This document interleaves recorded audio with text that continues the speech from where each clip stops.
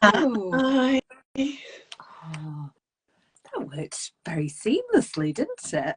Oh, I was so relieved. I shouldn't sound so surprised, should I? But I was like, oh, this is like me and tech don't always have the best Oh relationship. no, me either. Me either. Oh, oh, your room always looks so lovely, Michelle. I always love just taking in the background Oh, when we chat. oh, yeah, thank you. I wanted to choose like a calming and natural colour. Oh yeah, it soothes me looking at my like screen back, so I'm glad I painted it. It looks lovely. It looks lovely. I've just seen a few people are joining us. So, hello everyone, welcome. So, I'll just give us another minute just to see if we have a couple more people joining us. I feel like I need to do a wave because I've seen the wave emojis pop up. So, that's my little real life wave there. Oh, and I've got a very big mug of decaf coffee as well, Michelle. I don't know if you've got a brew there or Yeah, if the joining us have. I'm on a hardcore tea. Oh, we've coordinated cups as well. Check us out. It's nice just to like land. I've spent the last 15 minutes just being like, what? Where am I? How am I feeling? So this feels good. It's lovely, isn't it? Ah. Yes, so I'll get us started. I've seen a few people joining, and yes, we're going to put this, I'm going to post this on our grids afterwards as well, and I'll pop it on YouTube so that people can watch it back. So we'd absolutely love it. Join us for as long as you can. If you need to drop off, that's absolutely fine as well. So to start, I'll introduce myself. For those of you that don't know me, I'm Amy, and I'm an embodiment coach and a somatic practitioner. And I specialise in working with people with chronic pain and fatigue conditions. So yes, I'll hand over to you, Michelle. So Michelle, one of my buddies I met through one of my trainings. And yeah, would you like to introduce yourself, Michelle? Yeah.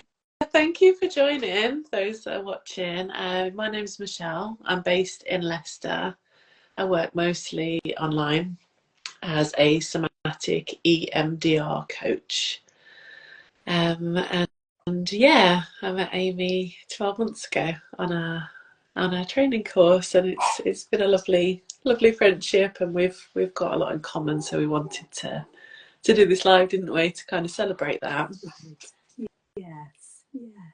Oh, thank you, Michelle. I can't believe it's been 12 months now hearing that. I think I've I not quite know. looked that. Yeah, maybe not quite, but yeah, not far No, off. not Yeah. at all. Yeah.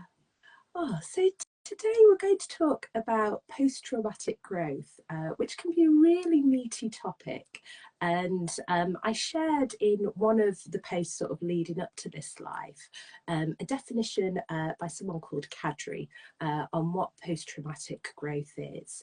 And I'll really offer that out for reference. But today, Michelle and I really wanted to explore what that means to us personally, what it might mean to you, and really sort of have that exploration. So it's up to your individual interpretations.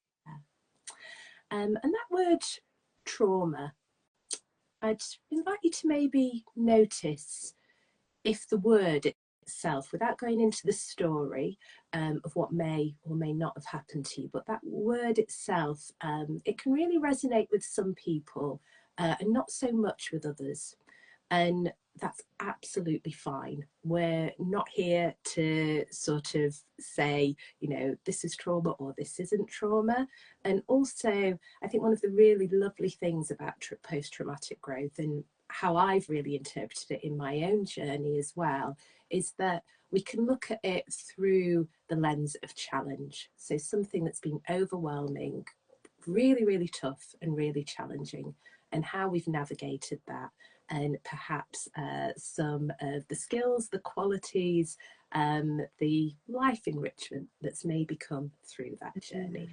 So I feel it's really important to presence that, because that word can have a really mixed impact on people, and it's really your choice over, how whether you use that word or not for your own experience, or whether a different set of words feels more appropriate. So yeah, so with that said, I'm thinking before we get into the meat of it, I know Michelle and I were chatting yesterday, and Michelle was saying she might offer us a little practice just to get grounded to start. Does that still feel okay, Michelle? Yeah, no, it'd be really nice to land, just get a sense of what's in the room. And you're right, trauma is a big word, and for me, it used to have a real sense of permanence, and with that came the biggest lump in my throat. So yeah, let's land together and get as comfortable as we can in our space. Yeah, what I always invite clients to do is ask, are you sitting as comfortably as you can be in your chair? Because very often we just overlook this, even though it's hours of the day. So maybe uncross your feet, wriggle your feet, just let them be with the carpet, the surface that you're on, and just knowing that just beneath that is Mother Earth, holding us and connecting us. And feel the support on your back. Just notice how it feels to be held in your chair. Do you need anything else to make this more comfortable for you? Do you need to fluff cushions or have maybe a support behind your head?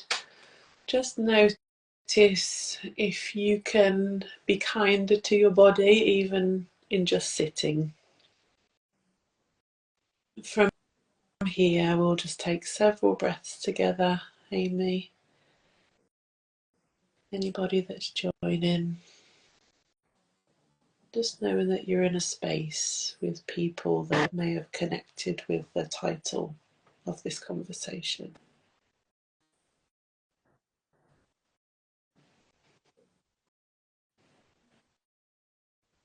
And it may feel good to take a hand to your heart, just to honour even showing up.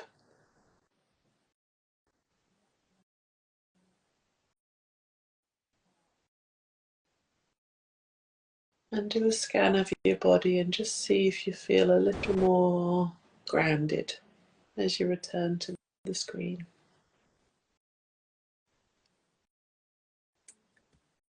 Oh, thank you, Michelle. You're welcome. I really appreciated that. I feel, yes, just a little bit more grounded, a bit more here. Yeah, me too. More steadiness in my knees, a bit less. Yes. Yeah. Less energy. Yeah, there's definitely a landing. Just Yeah. excellent. Oh, we deserve it. Yeah. I try to do every time I sit back down. I'm like, yes, routine. Yeah. Oh, so yes. So I thought to start, I sort of talked about that Cadre definition, and I very similarly not wrote it down as I look at that now, but I'm paraphrasing a little bit, but it sort of states that post-traumatic growth is the development of maybe unexpected positives in life, so positive experiences that goes through the journey of working through something traumatic or very, very challenging. And something that's particularly important in that definition as well is that it states this does not negate the negatives in that psychological experience. And I think this is something that's really, really important for me, and particularly in my own journey as well. Which for some of you might know, but I became very, very unwell with chronic pain and fatigue when I was 34, so just over 6 years ago now. And I was incredibly unwell. I was left unable to work. And I've been through a very long journey to sort of regain my health through that. And yes, it brought up a lot of challenges in so many different ways, sort of in all different areas of life. And I think sometimes there can be real resistance to this idea of post-traumatic growth, as we see something that's been so difficult and so challenging, it can feel like it almost dismisses that, to be able to say, oh, there's, you know, these are the things that I've experienced that could be seen as positives. And my view is that that's not the case. It's like, actually, we can hold these two things quite separately. You know, they can exist together. And even though they may feel like opposites, that's okay. So actually, something can still have been really awful. We can still wish it had never ever happened. We wish that we didn't have to go through that. So I think this sort of takes away that piece. Sometimes it can feel a little bit bypassy, you know, sort of if people say, oh, but, you know, the silver lining, you know, this and this, which, yes, that can be there, that can be really wonderful, but also it doesn't mean that it dismisses the hardship there. It doesn't mean that actually this was really, really rubbish, possibly understatement of the century, that this shouldn't have happened. It's a case of actually we can build capacity to hold both, so we can have that appreciation and that reverence for ourselves and how we've navigated what's happened to us, and that doesn't take away from the negativity of what actually happened. It doesn't mean that we can't still be like, actually, there is part of me that just really wishes that hadn't happened. So I don't know if there's anything you want to add on that point, Michelle. Is there anything that sort of comes up for you there? Yeah, yeah. What you said just really is really moving, because I really feel your strength from the journey, and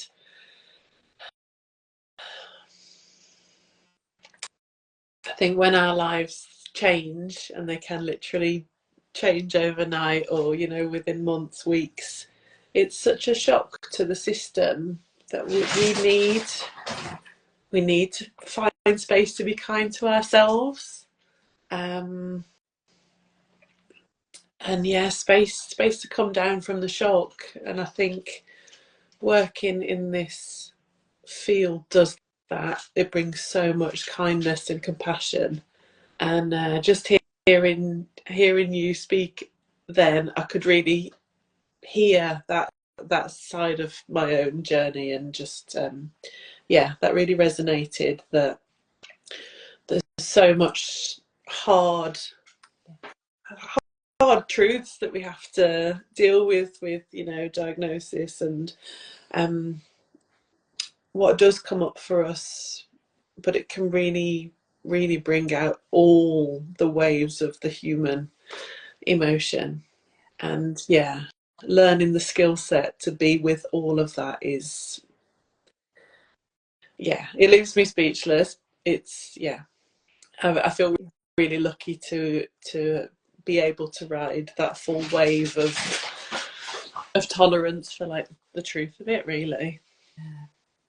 Yeah, that really resonates with me, Michelle. I know I sometimes as part of my work, I say, you know, actually this being human thing, it's a really complicated gig. You know, it's A very lot. and so nuanced. And actually, you know, no one's given a manual. Yeah. And if it was, it'd get torn up, That's because we're all it. so different. Exactly. That's not how life works.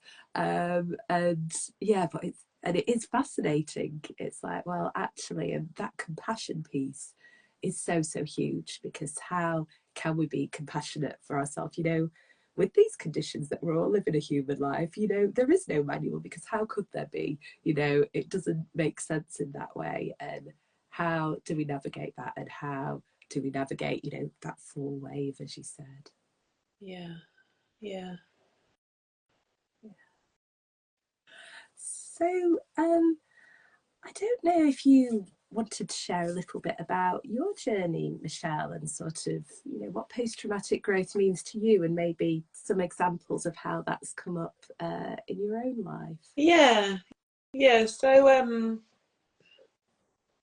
I mean, we don't have similarities in our conditions. My mental health suffered after a really difficult childbirth, having my daughter 6 years ago, and experiencing too much too soon is really what I relate to my trauma. When there's not time for the mental preparation of kind of what the body goes through. Um, Epidurals, emergency C-sections. Oh yeah, we had a few hard things, hurdles. Yeah, it left me. I was really in really unfamiliar territory where I didn't really recognise myself. I knew it wasn't depression because I was so up. I was so anxious and yeah, very distressed. And it was from the trauma. It was from the surgery and the not knowing. Um, and it changed me overnight. Yeah, but I was like many. I was in the parenting bubble, keeping the baby fed, watered, clothed bubble, and it was probably 6 months before I knew that I had to work on this and find out really what was holding me back from being present.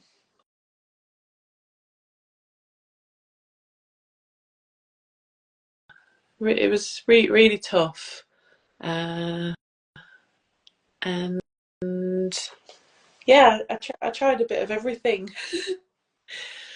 Breath work, lots of holistic approaches, which has always been my go-to.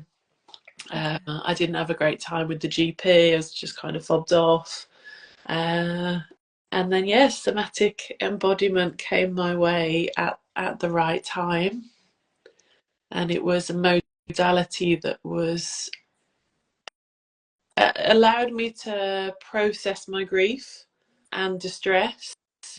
It also was nourishing enough to bring me back down from that state of hypervigilance and really nourish my nervous system, which I had neglected because it was ruptured.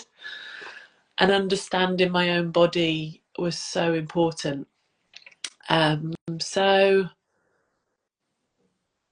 yeah, that was the real turning point. Is this doesn't have to be forever. I can have a toolbox. I can build myself back up. This trauma is an injury, and it helped me learn that it was just now navigating a new way to cope. Um, but there's so much comes from your own like healing and therapy journey that actually I was out the other side of it, and so many things in my life didn't align anymore. So I was on a different path, not only for my mental health. This had tears and tears to it, and yeah, it brought me into a whole new way of being, and yeah, a whole new career ultimately. Yeah. I simply I know it's used a lot, but that layers of the onion. Oh yeah, It's used, yeah. And I find it, I'm finding it all the time. Again, it's sort of the process of life, isn't it? It's like, oh, this is another layer. And I think, again, those tools and that compassion, that relationship to self, it's where it's like, oh, okay, so how can I navigate, this layer, and getting curious about it and noticing what's going on there. yeah, But yeah, I really resonate with that. And again, just I think one of the things in my own journey, just I think through going through something so tough, there was this unexpected level of clarity where it was just like, whoa, some of the ways that I'd been living, some of the things that I'd just accepted as norms, just like, what's going on there? It's almost, just sort of like the glasses were yeah, taken off all of a sudden. And actually being able to see that was very, very painful at points, but ultimately very liberating as well, because once we see it, we can start questioning it. And once we know we're at that point where it's like, actually, I just can't keep going on this way, Yeah. then that is that point for change. And I wish it hadn't been. I wish I'd been able to see that without, Yeah. needing to get to that point.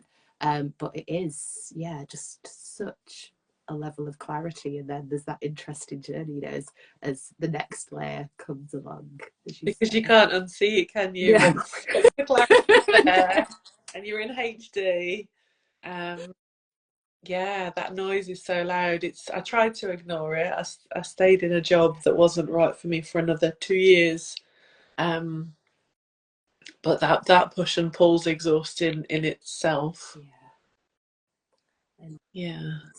yeah, I I resonate with that as well. I think, particularly from having such low energy with my fatigue journey, and then getting really curious about how different things impact my energy. And I think sometimes that, doing something that's really against the grain for whatever reason that is, which a job that just isn't suited is so against the grain Yeah. in, so many different ways. Again, understatement. It does take so much energy, and there's so much that we're trading in for around ourselves by doing Yeah. that. And noticing how that impacts our whole being is so powerful. And then, conversely, actually tuning into, well, what do I want to do? How do I want to spend my time? What is going to nourish me? Is a really interesting place to be as well. Yeah, it is. It is.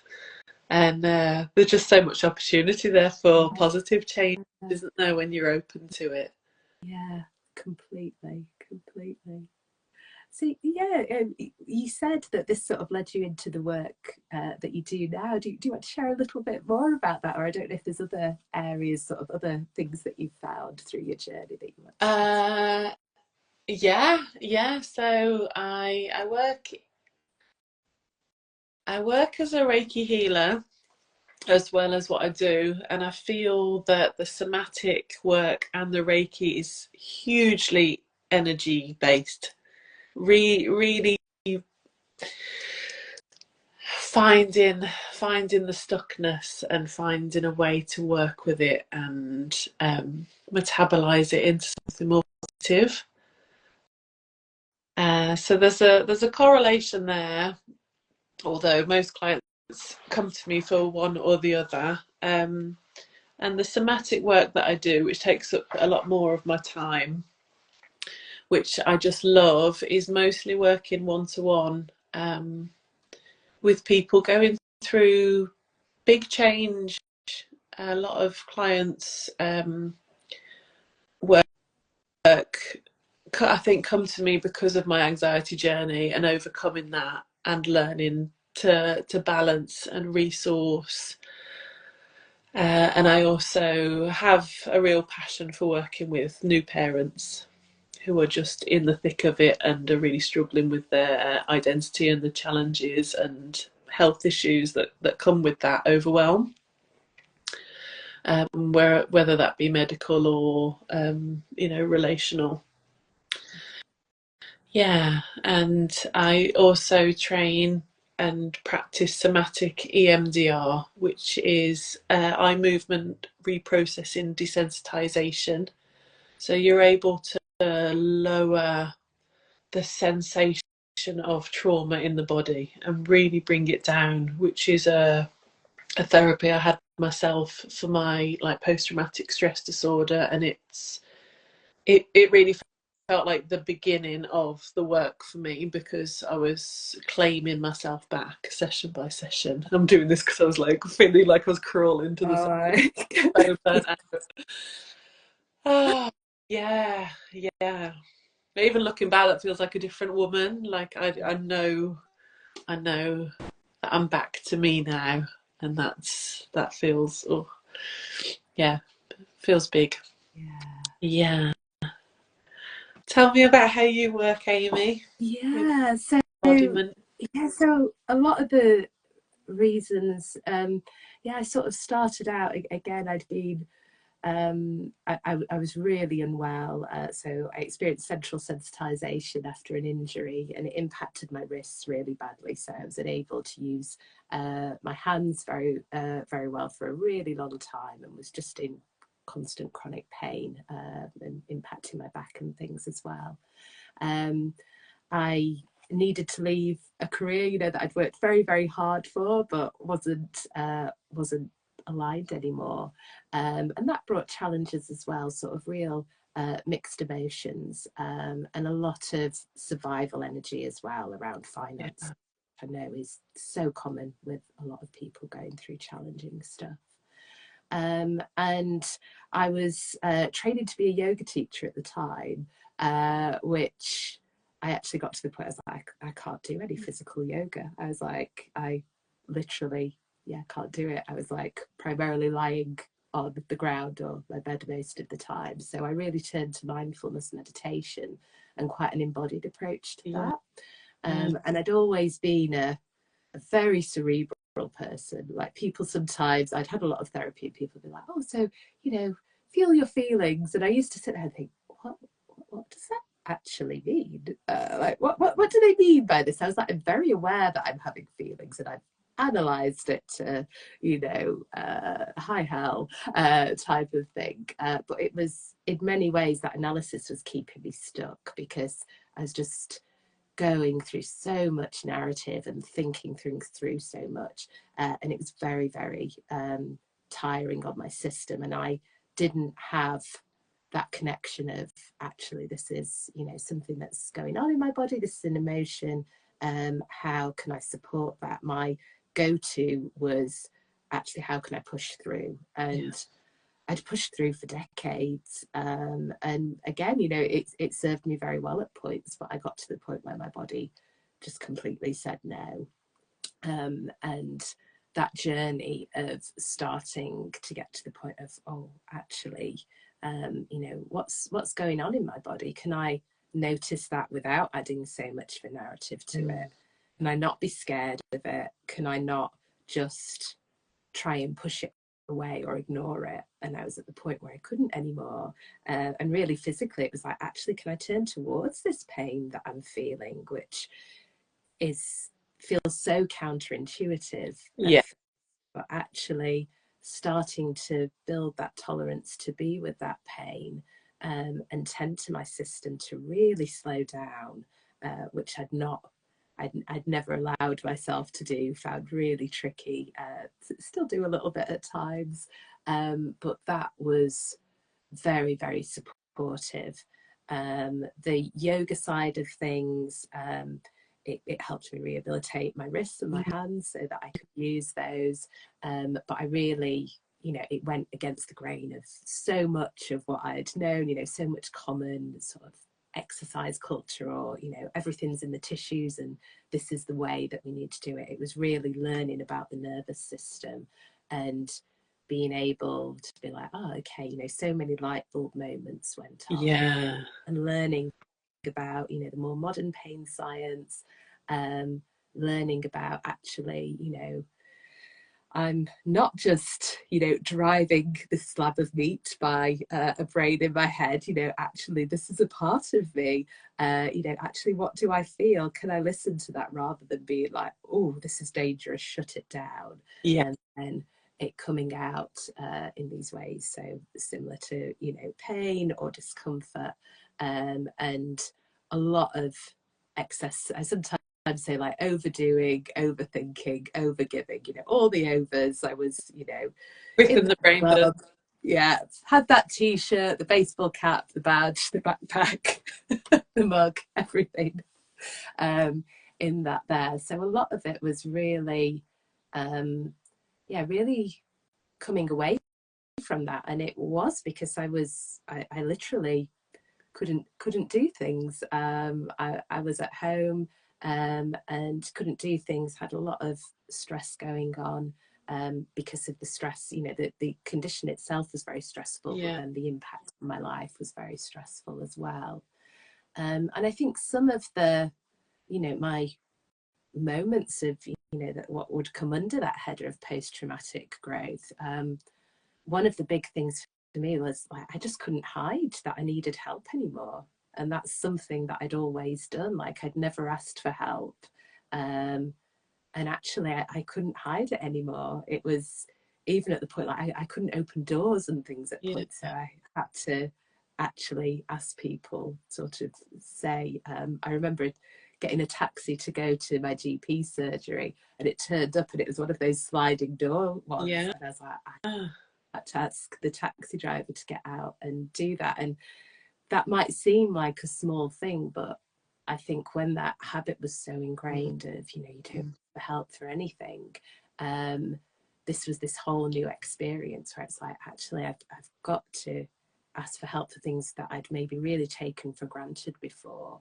And then that sort of built up to asking for help in other ways and actually being able to receive that as well, because I'd not really had that skill before as well. I found it very difficult to receive things, and the two sort of can keep each other a bit locked into place. Yeah.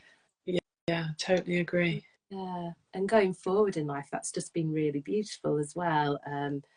It's really added depth to relationships, and yeah, I think it's really, I think it really brings about humility and vulnerability as well, which again, so much of this being human and being able to connect with that, there's just so much of a richness there. And sort of moving on, I sort of wrote a few notes of things. I was sort of like, oh well, what things would I say as sort of the growth areas that I've really experienced. And my relationship with myself is just so much better, even at the point when I was still really quite unwell physically. I was like, oh, actually, but my inner world, I was like, I'm so much kinder to myself. I'm so much more comfortable, in being me. And that is just priceless. I'm sounding like a MasterCard Yeah. advert now, but I don't feel like I can communicate just how wonderful that was, and something that I'd not really had before. I'd always had this idea of, and again, to various levels, but this feeling that I needed fixing in some way, and actually just doing all the things, doing all the achievement was the way of doing that, or problem solving it, analysing it. Whereas actually, I got to the point where I was like, yeah, this is what it's like to be human. And actually, yeah, this is really, really hard. How do I take this, one day at a time? Sometimes even the full day felt too much. How do I take this a few seconds at a time? And how can I connect with myself and be as supportive to myself as possible in that? And that's just transformed so much, like how I think every single area of life, and ultimately my relationships with other people as well, because there is so much more authenticity there. There is more connection. I think when we are like that, it's other people feel that it helps them tap into Yeah. that. I think there's a real ripple effect with all of that Yeah, self self love and self care. People gravitate towards that in one another. definitely. So yes, that's been a really beautiful journey, and something that, yeah, I'm just so grateful that I have in my life. And just life feels so different from that alone. Just like, oh, how I navigate life now. Yeah. Again, that ripple impact of, well, actually how I connect and relate with others, how I relate with work, how I relate with my own capacity. Yeah, it's really wonderful. And yeah, sort of seeing that go through as well is, yeah, very, very, very pertinent. So yeah, and one of the reasons, why we met, it brought me to this work as well. So I sort of, yeah, started out, a lot of things through mindfulness, through real therapeutic yoga and learning lots about pain science. um, I found I felt really heard when I read some of the research around some of the traits that can contribute to chronic pain and fatigue, but a lot of chronic illnesses, autoimmunity as well. And I think, a lot made sense for me. A lot of things sort of clicked into place. And then tuning into my body, I started to notice so much stuff from the past that wanted to be metabolized, that needed space as well. And also a lot of the stress of things I started to see through, a lot of the societal norms, partially physically. I was like, there's just no way I can work a 9 to 5. It's like, there were points I couldn't work a 9 till 12, sort of that first start of the day. And so much questioning around, well, actually, what is of value? What is purposeful to me? And, actually, on one hand, I can't play by the rules anymore, which is devastating in some ways, but also the freedom of I can't play by the rules anymore. So actually it's time to make my own rules. And some of the things I'd always been very interested in, the idea of self-employment, of working for myself, but I've not quite found my passion area. And I also found, I think there was an illusion of security over having, a good, Yeah. a good 9 to 5 job, sort of, all of that type of thing. And then becoming unwell, I was like, actually, that's not really that secure. As soon as you become unwell, that goes so quickly. And, that was sort of one of those things where I was like, oh, actually, I'm really sitting with that. Something that had maybe, was one of the things where I'd not explored that idea more because it felt too risky. I was like, actually, it's still quite risky. That is maybe an illusion of security that we have.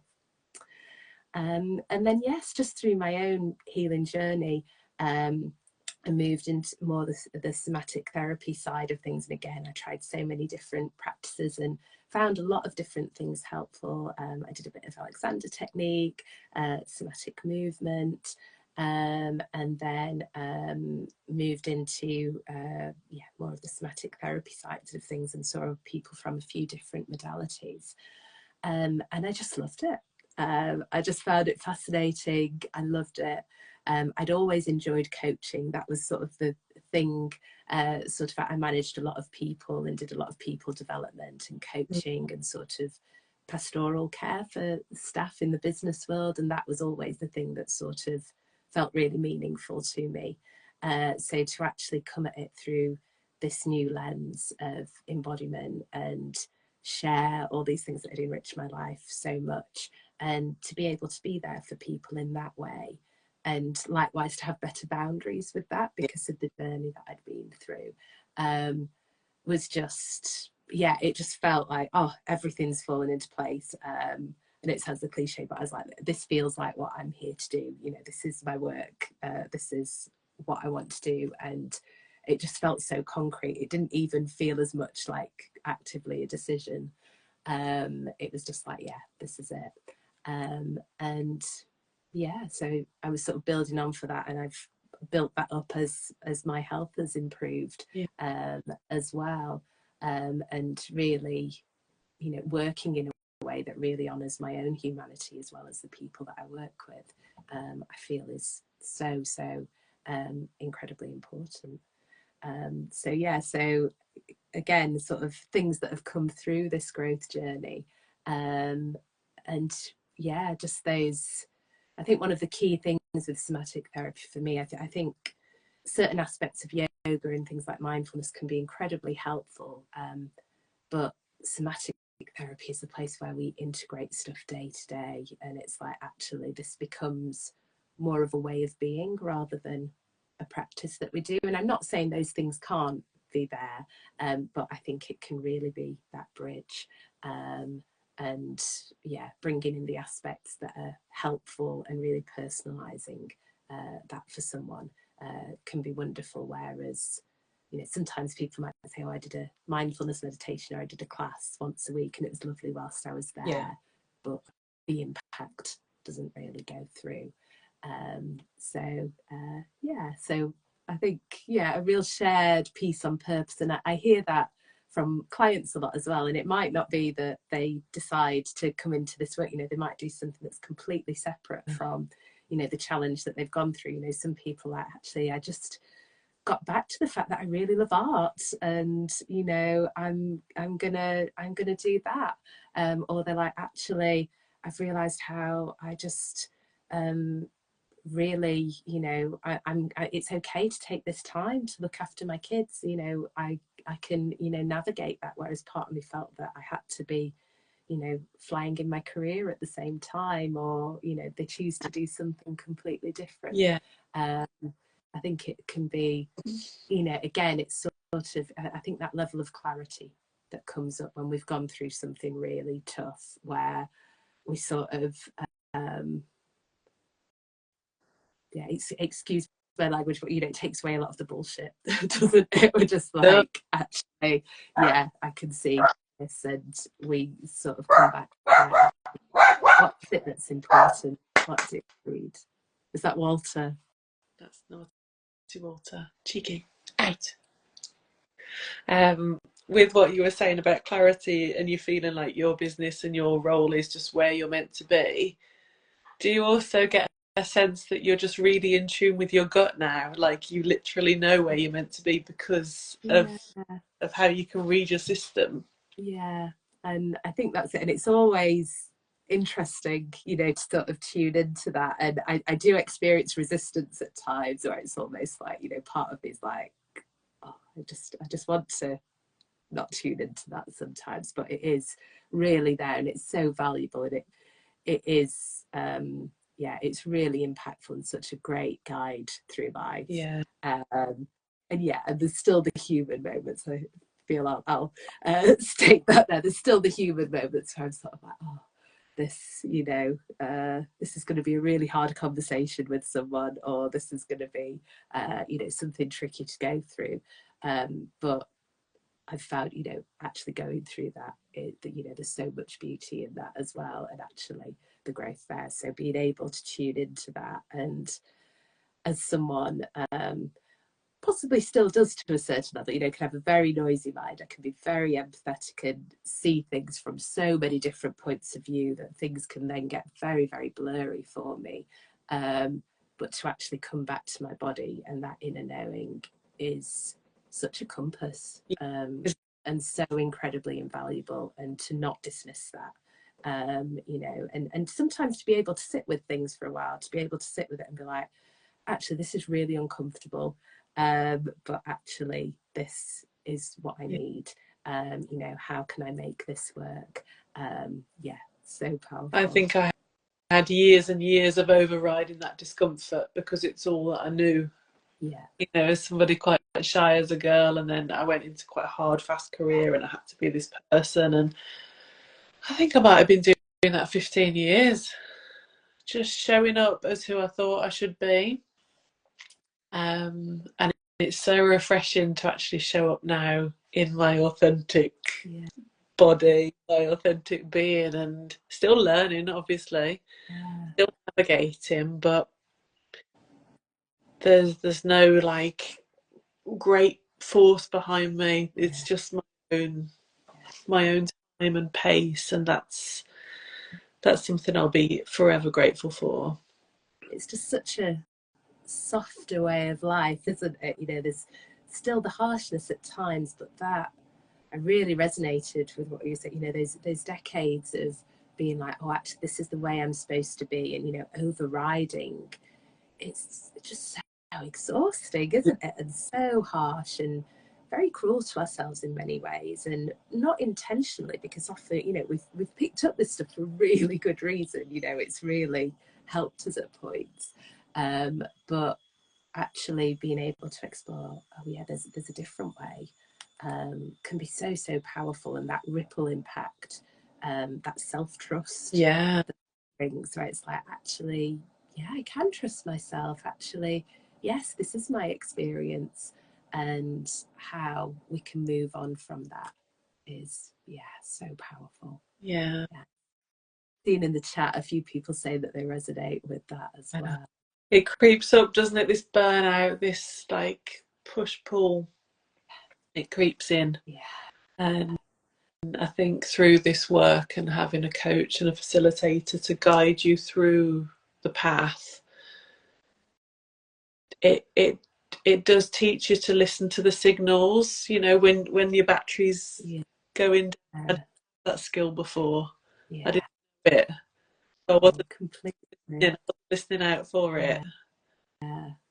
And I've seen it's really helped reframe, my relationship with symptoms when I Yeah. experience them as well. Because sometimes I will notice it's like, actually, this is my nervous system being very, very loud at this point, saying no, that's not okay.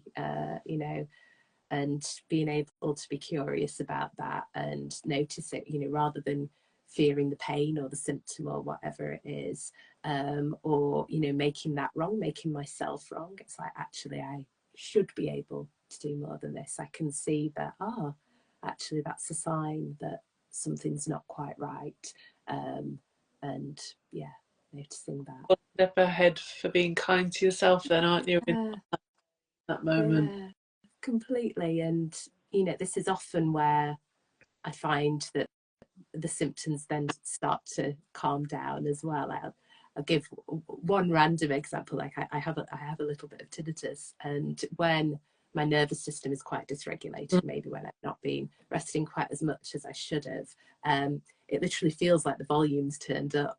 Yeah. It gets A quite loud. literal change. Yes. And I can tell sometimes, if I've got a bit of a cold or something coming on, I'll be like, oh, the ringing's much louder than usual. And it's, a clear metaphor, it's like, oh, the alarm bell's ringing, like literally that, some sort of care is needed there. And that's really, I like, I've personally found, and it's not pleasant tinnitus. Like I did a lot of work when it first developed, to sort of noticing it with kindness, and not sort of bracing against it, which actually really helped calm it down. And it's a lower level, and also it just doesn't really bother me now because of the work that I've done around that. And again, that's quite a lovely place to be. And when I do notice that, it does tend to calm down again afterwards. So it can be a signal from my body. And that's a really nice place to be, rather than where it's like, oh, actually, this is just unbearable and I can't get rid of it, which amplifies the nervous system more, because it can be very uncomfortable.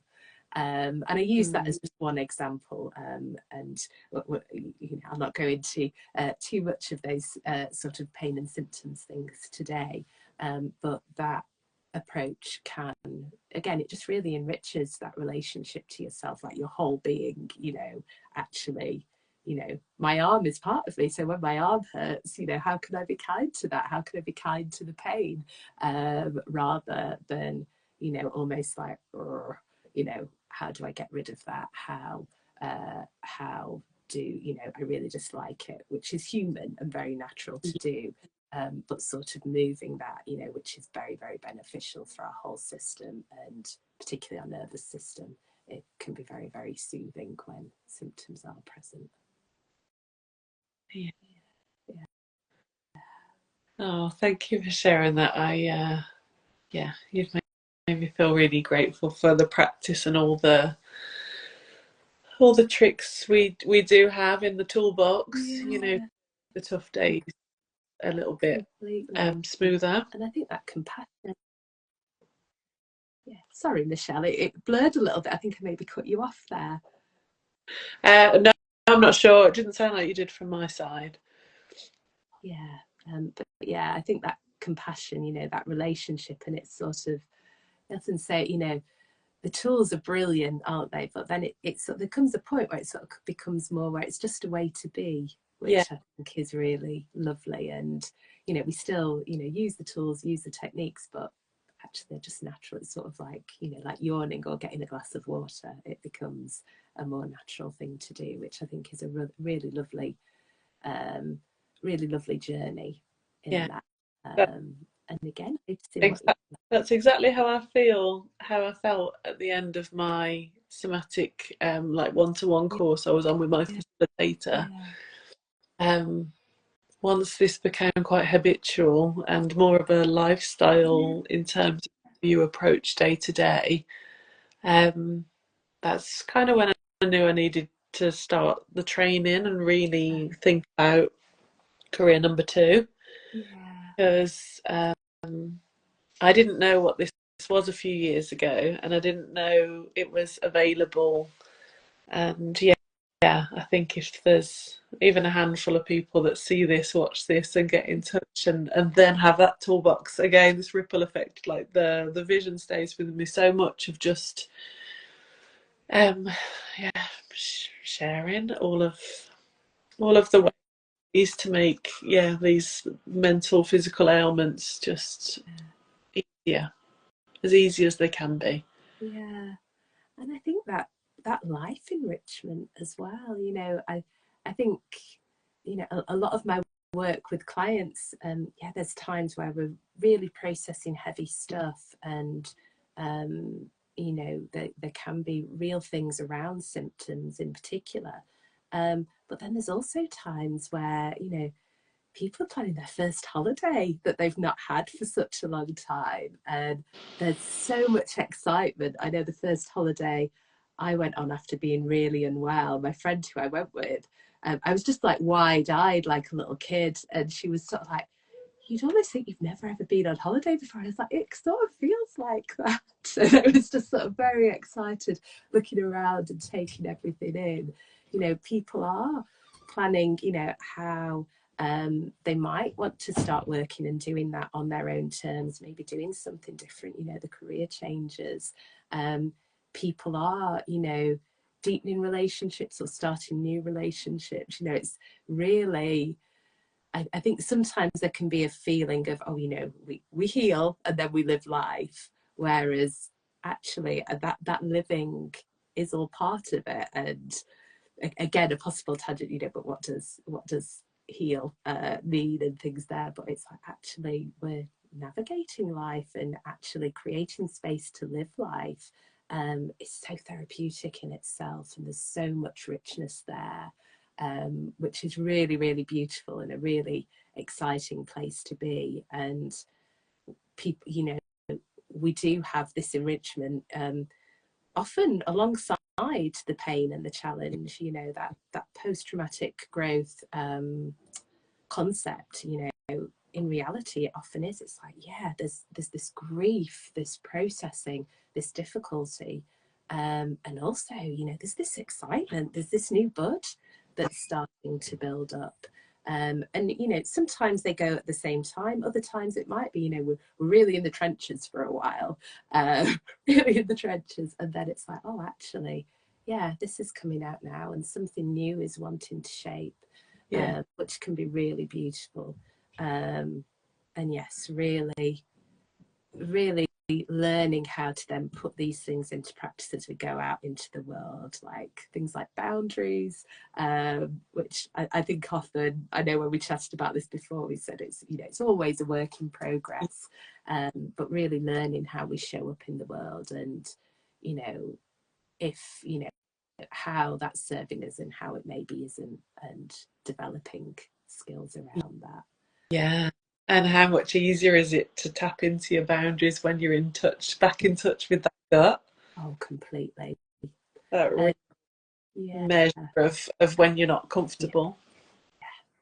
And I think at the heart, that's so much what boundaries is really about, isn't it? It's not those black and white, sort of the memes where, you say yes to this and you say no to that. It's like actually being able to tune into that and to do that skillfully as well, in a way that's respectful for everyone involved, Yeah, is so important. So important. yeah. Yeah, So there's a lot to celebrate, isn't there, there through is. work, and um, whether it's in group work or one to one. I think your journey, like every every stop, there's something to celebrate, because for every kind of contraction we work with, Yeah, there's growth, yeah, and which we all need more of. yeah, completely. Oh, well, I don't know. Should we open it up if anyone's got any questions or anything that they want to share, Michelle? Or are there any final points? I'm having No, quick little look through my cards. This is it's nice to have something quite freestyle, isn't it? So Yeah, I can see that Michelle's on here. Hi, Michelle. She said, "Oh, how I resonate." yeah. Mm. So yes, if we've got a few more minutes, so yeah, if anyone wants to share anything, you don't have to, but if you want to pop anything in the chat, then we're very, very happy to give that a bit of space. Yeah.